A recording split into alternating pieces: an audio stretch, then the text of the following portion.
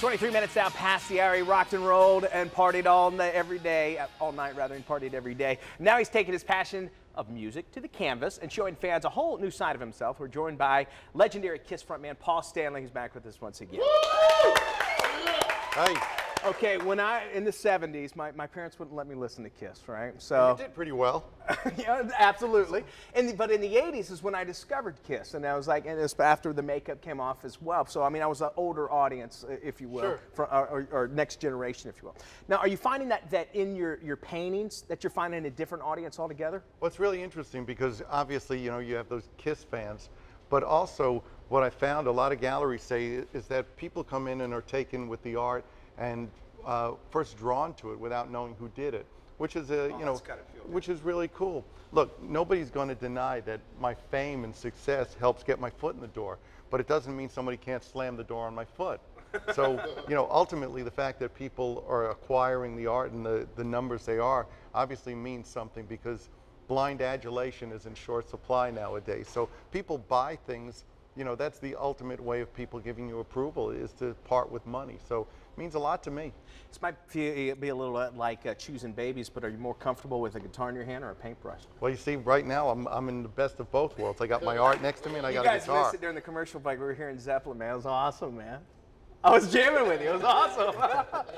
I mean, that's going to be really cool. I mean, it's got to be a great feeling when people actually appreciate both sides of your artistry. Well, yeah, you know, the whole thing with art that makes it so cool is you connect with people in a different way than you do with music. And, you know, again, you know what you like and you don't need somebody to tell you.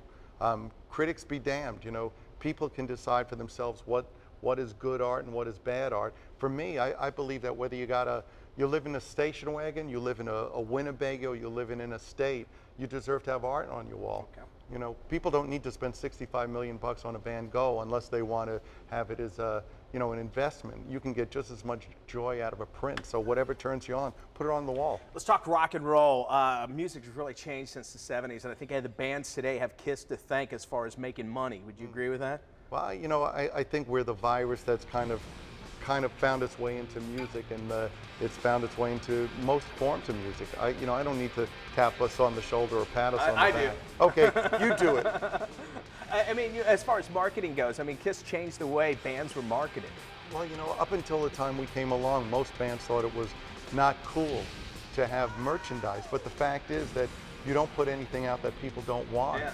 You know, people would say, oh, they're marketing geniuses. The fact is, if somebody says, we'd love a Kiss belt buckle, give it to somebody and they'll buy it. Okay, we're going to let you play us out to break, and did pretty good from a boy from Queens. And if you want to check out his paint artistry, you can check out the Wentworth Gallery. It's on our website, a link to it at dailybuzz.tv. Paul, if you wouldn't mind playing us out. Sure. Paul Stanley, check out our website, dailybuzz.tv.